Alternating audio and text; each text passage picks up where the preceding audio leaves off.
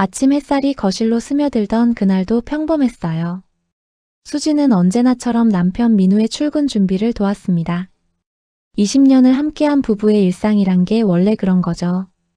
말하지 않아도 서로의 습관을 아는 그런 편안함이 있었어요. 오늘 저녁엔 일찍 들어올 수 있을 것 같아. 민우가 넥타이를 매며 말했습니다. 수지는 미소 지으며 도시락을 건넸죠. 조심히 다녀와요. 그렇게 현관문이 닫혔습니다. 수지는 커피를 한 모금 마시며 창밖을 바라봤어요. 가을 하늘이 참 맑았습니다. 결혼 20주년이 다가오고 있었어요. 특별한 일은 없었지만 그래서 더 소중한 일상이었습니다. 민우는 성실한 직장인이었고 가정적인 남편이었어요. 주말이면 함께 등산을 가고 명절엔 시댁을 챙기는 그런 평범하고 좋은 사람이었죠. 적어도 그날 아침까지는요. 오후 3시 수진의 휴대폰이 울렸습니다. 모르는 번호였어요. 여보세요? 수화기 너머로 들려온 목소리는 침착했지만 긴장감이 느껴졌죠. 환자 보호자이십니까? 김민우 씨가 교통사고로 응급실에 계십니다. 그 순간 수진의 세상이 멈췄어요. 손에 들고 있던 컵이 바닥에 떨어졌습니다. 병원으로 달려가는 택시 안에서 수진의 손은 계속 떨렸어요. 괜찮을 거야, 괜찮을 거야. 스스로에게 되뇌었지만 불안은 걷잡을 수 없이 커져갔습니다. 응급실 앞에 도착했을 때 의사 선생님이 나왔어요. 보호자분이십니까? 그의 표정이 심각했습니다. 환자분 상태가 좋지 않습니다. 대형 트럭과의 충돌로 머리와 가슴 부위에 심한 손상이. 수지는 그 말을 끝까지 듣지 못했어요. 다리에 힘이 풀려 그 자리에 주저앉았죠. 중환자실 문 앞에서 수지는 하염없이 기도했습니다. 민우는 이틀을 버티지 못했습니다. 의료진이 최선을 다했지만 손상이 너무 심했어요. 유족분께 마지막 인사를 드리세요. 간호사의 조심스러운 목소리가 들렸습니다. 수지는 차가워진 남편이 손을 잡았어요. 여보, 이렇게 가면 안 되죠. 우리 결혼 20주년 여행 가기로 했잖아요. 눈물이 멈추지 않았습니다. 장례식장은 조문객들로 붐볐어요. 회사 동료들, 친척들, 이웃들. 모두가 민우를 좋은 사람이었다고 말했습니다. 성실하고 책임감 강한 사람이었어요. 가정적이고 따뜻한 분이셨죠. 그 말들이 수진에게는 위로가 되었어요. 그래도 남편이 좋은 사람으로 기억되는 것이 감사했죠. 3일간의 장례를 치르고 수진은 텅 빈 집으로 돌아왔습니다. 민우의 슬리퍼가 현관에 그대로 놓여 있었어요. 이제 그 슬리퍼의 주인은 돌아오지 않을 거예요. 일주일이 지나고 수지는 남편의 유품을 정리하기 시작했습니다. 차마 손이 가지 않았지만 언젠가는 해야 할 일이었죠. 옷장 속 정장들, 책상 위에 만년필, 서랍 안에 낡은 시계. 하나하나가 추억이었어요. 그때 책상 서랍 깊숙한 곳에서 휴대폰이 나왔습니다. 수지는 고개를 갸우뚱했어요. 민우가 평소 쓰던 휴대폰은 사고 현장에서 파손되어 경찰이 보관하고 있었거든요. 이건 또 다른 휴대폰이네. 오래된 모델이었지만 충전이 되어 있었어요. 수지는 무심코 전원 버튼을 눌렀습니다. 화면이 켜지면서 잠금 패턴을 요구했죠. 민우가 자주 쓰던 패턴을 입력했어요. 결혼기념일 숫자 조합이었습니다. 찰칵. 잠금이 풀렸어요. 그 순간 수진의 눈에 문자 알림이 가득한 화면이 들어왔습니다. 읽지 않은 메시지가 127개. 수지는 천천히 메시지 앱을 열었어요. 첫 번째 대화방을 열었을 때 수진의 심장이 빠르게 뛰기 시작했습니다. 오빠 언제 봐요? 보고 싶어요. 다음 주 금요일에 만나. 이번엔 꼭 마무리하자. 보낸 사람 이름은 민지였어요. 수지는 민우의 지인 중에 민지라는 이름을 기억하지 못했죠. 손가락이 떨리면서도 다음 대화방을 열었습니다. 당신 때문에 내 인생이 망가졌어요. 조금만 더 기다려줘. 곧 정리할게. 더 이상 못 기다려요. 약속한 돈 당장 주세요. 협박하는 듯한 톤의 대화였어요. 보낸 사람은 재훈. 세 번째 대화방은 더 충격적이었습니다. 아이는 잘 지내고 있나요? 응, 잘 있어. 너무 걱정하지 마. 이번 주말에 놀이공원 데려가 주기로 했잖아요. 보낸 사람은 혜진이었어요. 수지는 휴대폰을 떨어뜨릴 뻔했습니다. 아이라고요? 도대체 이게 무슨 대화인지. 수진의 머릿속이 하얘졌어요. 수지는 소파에 주저앉았습니다. 손이 떨려서 휴대폰을 제대로 잡을 수조차 없었어요. 아이. 민우가 아이를? 우리 부부에게는 아이가 없었습니다. 수진이 체질적으로 임신이 어려웠거든요. 그것 때문에 마음 아파했던 수진에게 민우는 늘 말했어요. 괜찮아, 우리 둘이서도 충분히 행복해. 그 말을 믿었습니다. 민우가 진심으로 자신을 사랑한다고 믿었죠. 하지만 이 대화는 뭔가요? 다른 여자와의 아이가 있다는 건가요? 수지는 다시 대화 내역을 읽기 시작했어요. 더 깊이, 더 자세히. 지민이가 오늘 유치원에서 상 받았어요. 그래? 우리 아들 대견하네. 주말에 꼭 와주세요. 아빠 보고 싶대요. 대화는 1년 전부터 계속되어 왔습니다. 지민이라는 이름의 아이. 민우를 아빠라고 부르는 아이. 수진의 가슴이 너무 아파서 숨을 쉴 수가 없었어요. 20년 동안 함께한 남편이 누구였던 걸까요? 수진은 밤새 잠을 이루지 못했습니다. 하지만 눈물만 흘리고 있을 수는 없었어요. 진실을 알아야 했죠. 다음 날 아침 수진은 첫 번째 대화 상대인 민지에게 문자를 보냈습니다. 저는 김민우의 아내입니다. 만나서 이야기 좀 하고 싶습니다. 30분 후 답장이 왔어요. 무슨 말씀이세요? 민우 오빠가 결혼했다고요? 그리고 이어진 메시지. 어디서 만나요? 약속 장소는 조용한 카페였습니다. 수지는 일찍 도착해서 자리에 앉았어요. 커피 잔을 쥔 손이 계속 떨렸죠. 10분 후 카페 문이 열리며 한 젊은 여자가 들어왔습니다. 20대 후반쯤 돼 보이는 단정한 차림의 여자였어요. 그녀는 수진을 발견하고 다가왔습니다. 저, 민지입니다. 목소리가 떨리고 있었어요. 두 여자는 서로를 바라봤습니다. 어색한 침묵이 흘렀죠. 수진이 먼저 입을 열었어요. 앉으세요. 이야기 좀 합시다. 민지는 조심스럽게 자리에 앉았습니다. 그녀의 얼굴에는 당황과 혼란이 가득했어요. 정말 민우 오빠가 결혼을 했었나요? 수지는 가방에서 결혼 사진을 꺼내 보여줬습니다. 20년 전 웨딩드레스를 입고 환하게 웃고 있는 자신과 민우의 모습. 민지의 얼굴이 새하얗게 변했어요. 이럴 수가. 저는 정말 몰랐어요. 그녀의 눈에서 눈물이 흘러내렸습니다. 민우 오빠가 저한테는 미혼이라고 했어요.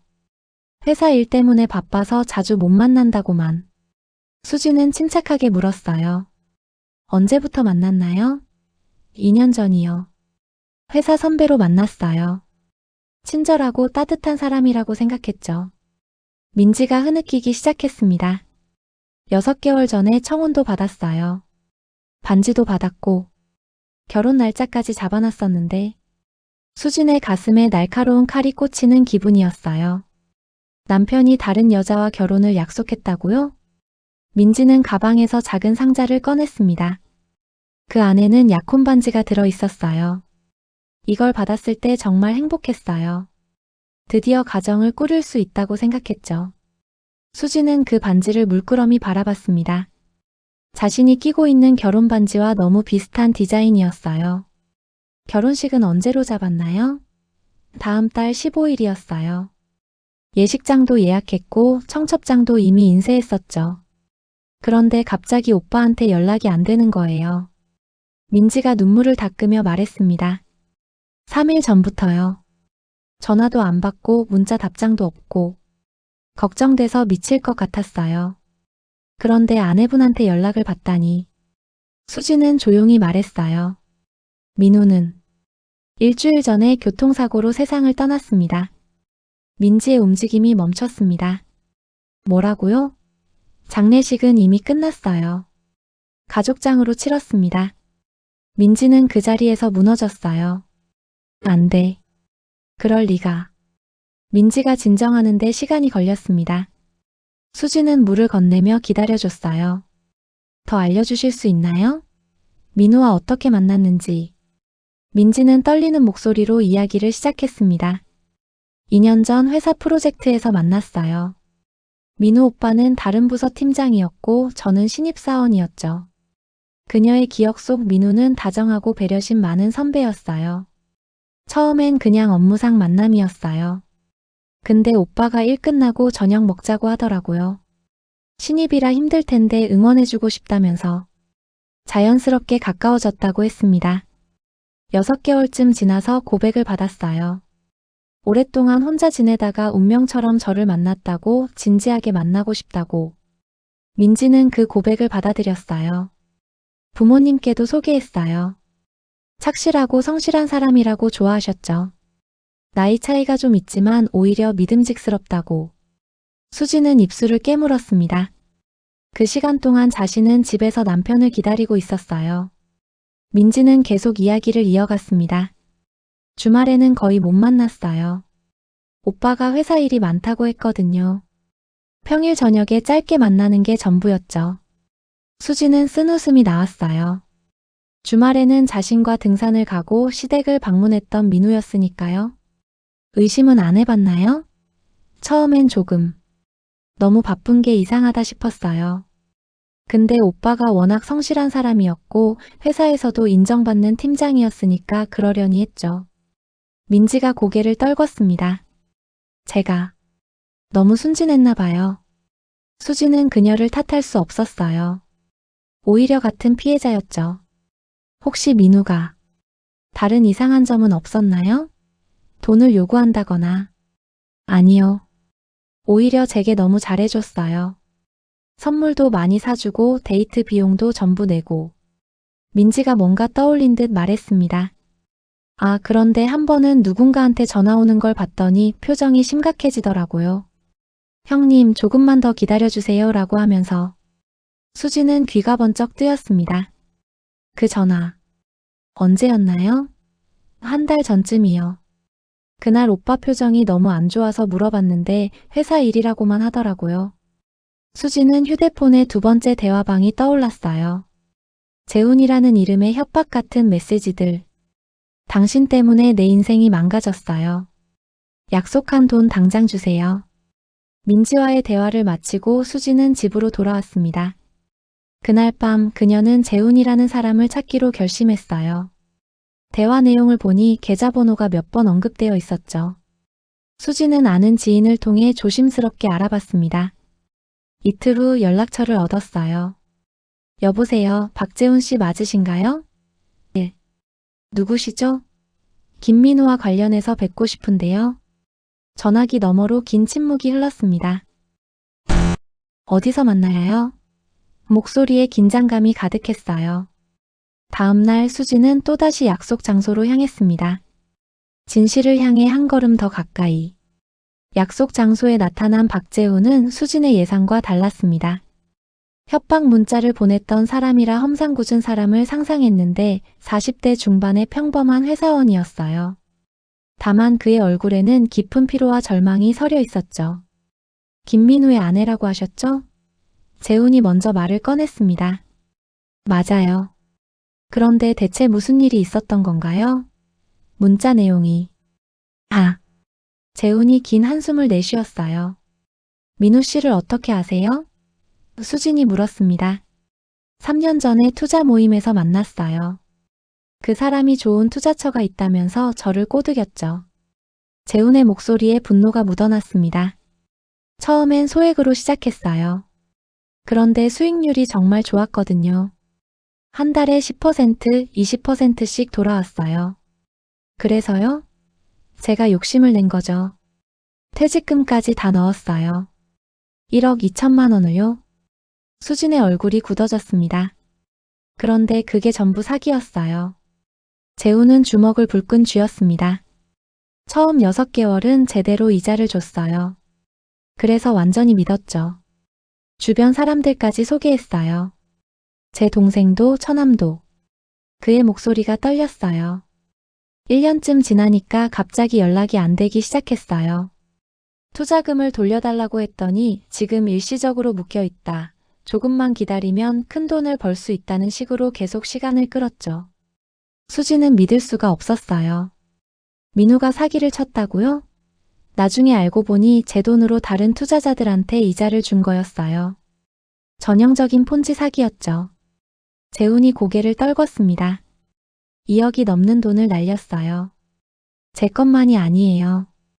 동생과 처남돈까지 합치면 3억 5천이에요. 경찰에는 신고 안 하셨나요? 했죠. 근데 민우 씨가 워낙 교묘하게 했더라고요. 투자 계약서도 없고 전부 현금 거래였어요. 증거가 없으니 경찰도 어쩔 수 없다고 하더군요. 재훈의 눈에 눈물이 고였습니다. 제 가정이 망가졌어요. 아내는 이혼하자고 했어요. 집도 팔아야 하고 아이들 학원도 끊었어요. 동생은 아직도 저를 원망합니다. 재훈이 얼굴을 손으로 감쌌어요. 제가 믿고 소개했던 사람이 사기꾼이었다니. 제 인생이 완전히 무너졌어요. 수지는 말을 잃었습니다. 자신이 알던 민우는 이런 사람이 아니었어요.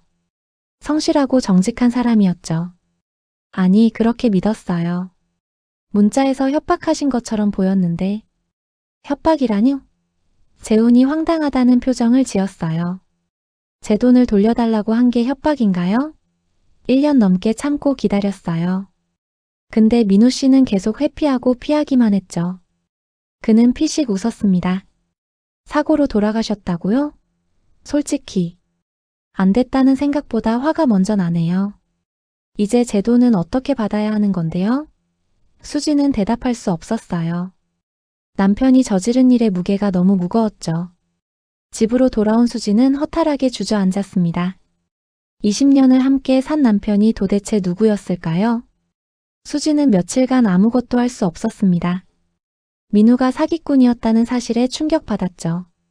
하지만 아직 밝혀지지 않은 진실이 하나 더 있었어요. 세 번째 대화방의 혜진과 지민이라는 아이. 수지는 다시 휴대폰을 켜고 대화 내용을 살펴봤습니다. 이번 주말에 지민이 생일이에요. 꼭 와주세요. 케이크는 딸기 케이크로 준비할게요. 지민이가 좋아하는 거. 대화 속에는 주소가 몇 번 언급되어 있었어요. 서울 외곽의 한 아파트 단지였죠. 수지는 그 주소를 메모했습니다. 그리고 다음날 그곳으로 향했어요.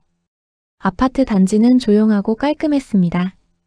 젊은 부부들이 많이 사는 곳 같았어요.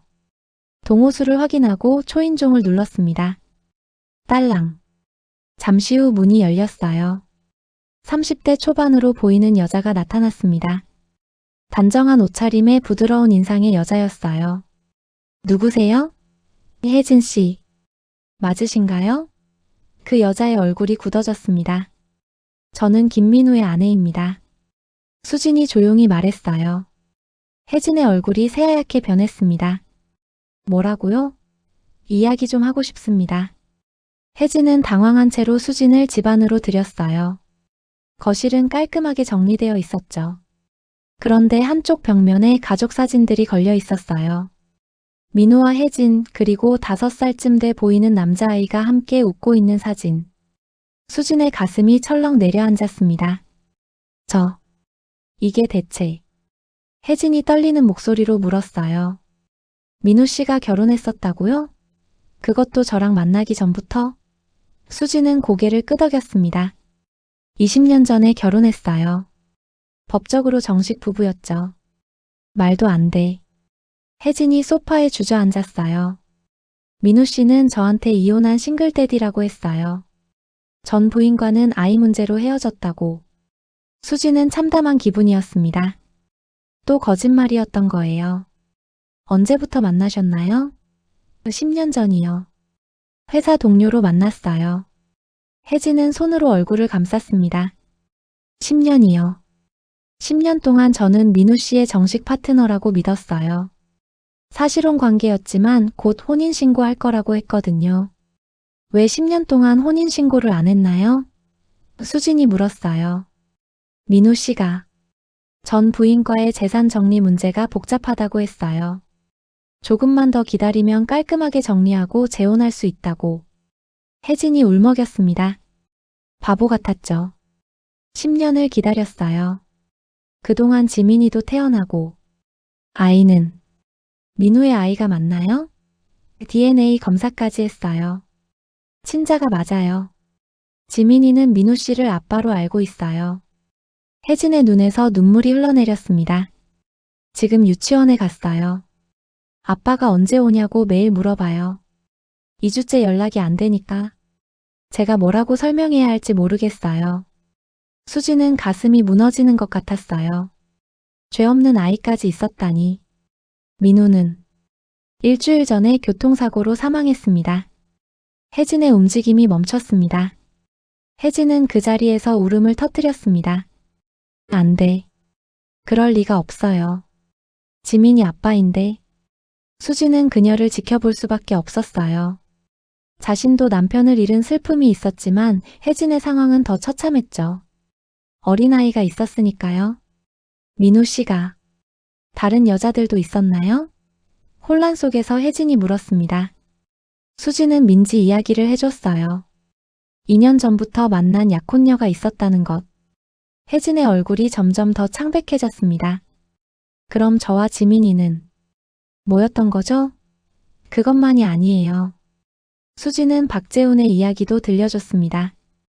민우가 투자 사기를 쳤다는 것, 3억 5천이 넘는 피해액이 있다는 것.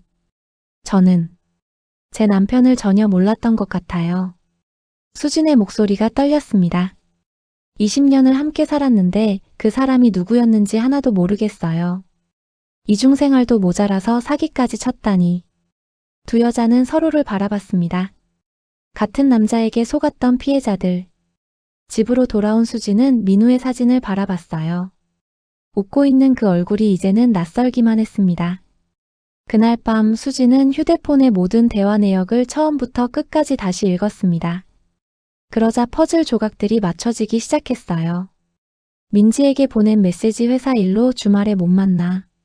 미안해. 같은 날 혜진에게 보낸 메시지 오늘은 본가에 가야 해서 못 가. 지민이한테 미안하다고 전해줘. 그리고 박재훈에게 보낸 메시지 이번 달 말에는 꼭 입금할게.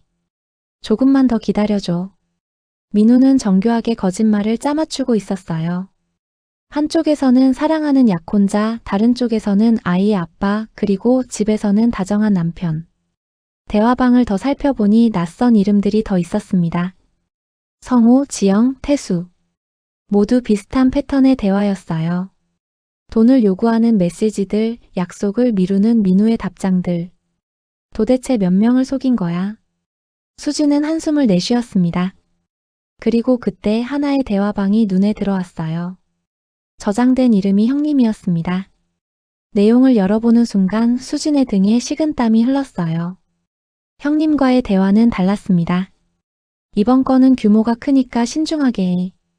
알겠습니다, 형님. 새로운 투자자 3명 더 확보했어요. 좋아. 앞으로도 잘 부탁해. 수고비는 따로 챙겨줄게.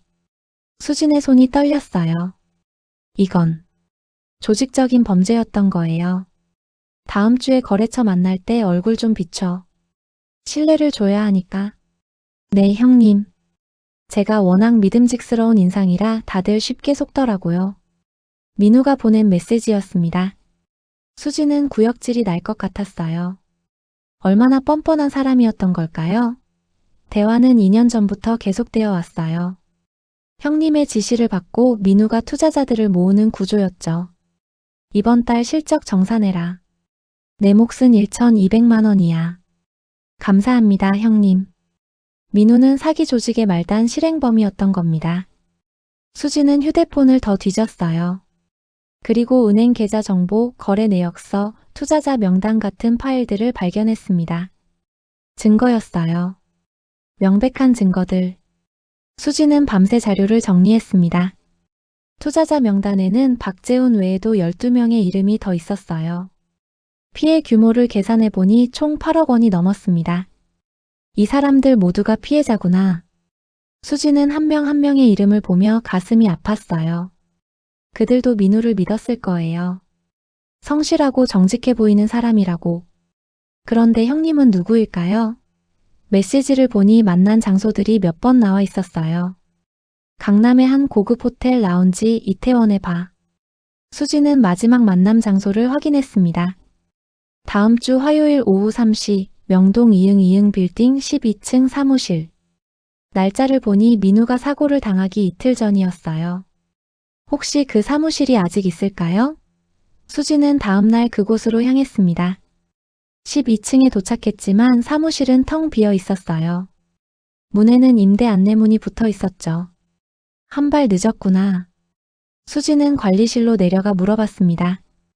여기 12층 사무실 언제 비었나요? 일주일 전이요. 갑자기 나간다고 하더라고요. 관리실 직원이 덧붙였습니다. 원래 2년 계약이었는데 중간에 빠진 거예요. 위약금도 안 내고 그냥 집만 빼가더라고요. 어떤 사람들이었나요? 40대 남자 2명이었어요. 하나는 키가 크고 인상이 날카로웠고 다른 하나는 직원이 민우의 사진을 보더니 고개를 끄덕였어요. 아, 이분이 자주 왔었어요. 수지는 확신했습니다. 민우가 죽고 나서 조직이 흔적을 지운 거예요. 집으로 돌아온 수지는 소파에 앉아 생각에 잠겼습니다. 처음에는 배신감에 무너질 것 같았어요. 슬프고 화나고 허탈했죠. 하지만 이제는 달랐습니다. 피해자들의 얼굴이 떠올랐어요. 박재훈의 절규, 혜진의 눈물, 민지의 당혹감.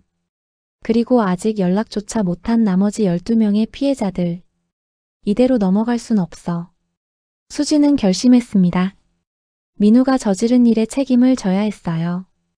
비록 그가 죽었지만 피해자들은 살아서 고통받고 있으니까요. 수지는 책상 앞에 앉아 노트를 꺼냈습니다.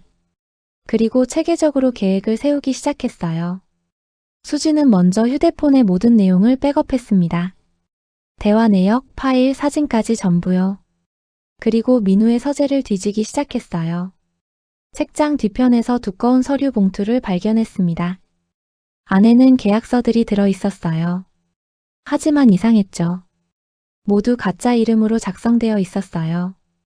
김민우가 아니라 이정훈? 민우가 사용했던 가명이었습니다. 더 찾아보니 위조된 신분증 사본도 나왔어요. 사업자 등록증, 인감증명서까지. 이 정도로 치밀하게 준비했구나. 수지는 모든 서류를 사진으로 찍어 저장했습니다. 다음으로 민우의 컴퓨터를 켰어요. 비밀번호를 몰라 고민했지만 몇 번의 시도 끝에 뚫렸습니다. 결혼기념일이었죠. 컴퓨터 안에는 더 많은 자료가 있었어요. 투자자들과 주고받은 이메일, 가짜 수익률 보고서, 조작된 통장 사본들. 모든 것이 정교한 사기극이었습니다. 수지는 새벽까지 모든 파일을 외장하드에 복사했어요. 그리고 다음 단계를 준비했습니다. 피해자들을 만나는 것. 수지는 투자자 명단의 연락처로 한 명씩 전화를 걸기 시작했습니다.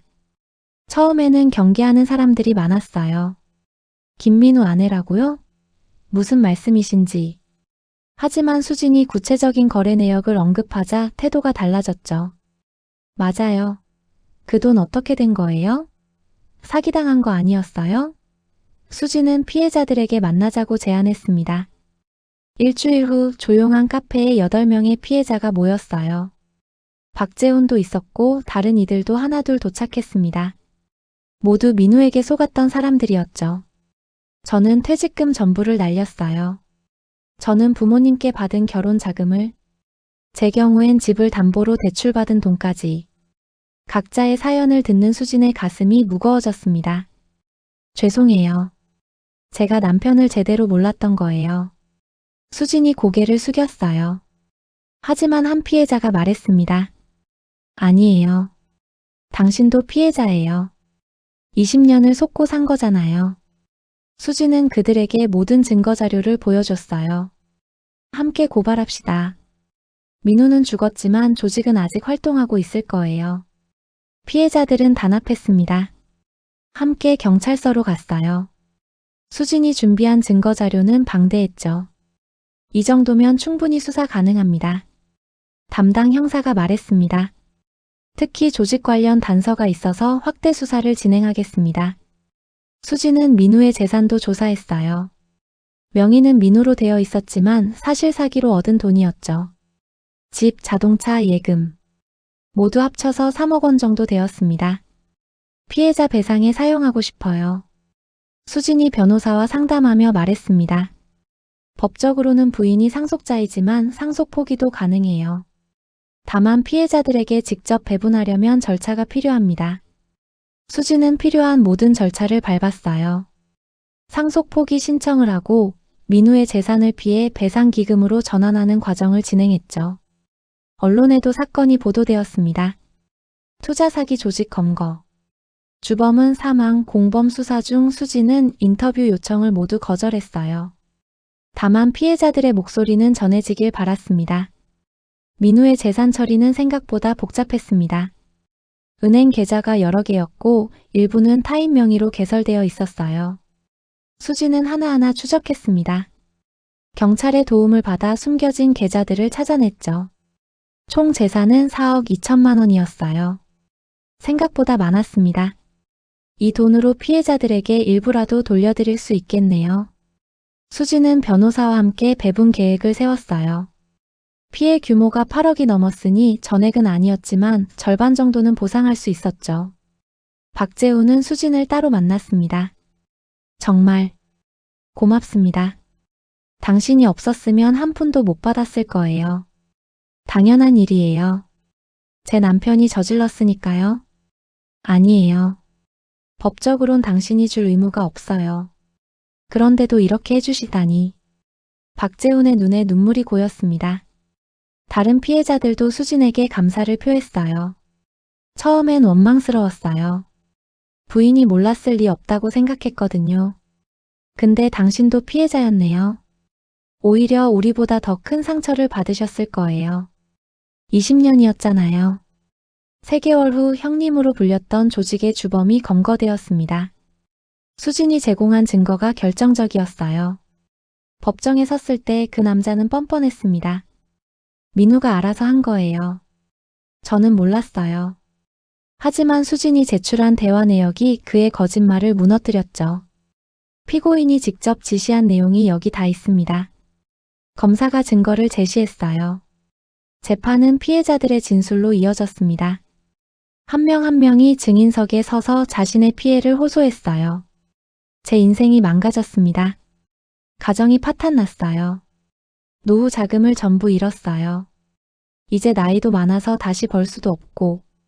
재판부는 엄중한 표정으로 심리를 진행했습니다. 그리고 마지막 날 수진도 증인으로 출석했어요. 피해자이자 가해자의 가족으로서 어떤 말씀을 하고 싶으십니까? 판사가 물었습니다. 수진은 침착하게 대답했어요. 제 남편이 저지른 일을 용서해달라고 할 수는 없어요. 다만 남은 사람들이 다시 일어설 수 있도록 돕고 싶습니다. 판사는 고개를 끄덕였습니다. 판결이 나왔습니다. 주범에게는 징역 7년, 추징금 15억 원. 다른 공범들에게도 각각 실형이 선고되었어요. 피해자들은 일부나마 보상을 받았습니다. 전액은 아니었지만 다시 시작할 수 있는 힘이 되었죠. 박재우는 수진에게 연락했어요. 새 직장을 구했어요. 월급은 적지만 가족과 다시 시작하려고 해요. 다행이에요. 수진이 미소 지었습니다. 아내가 이혼 철회했어요.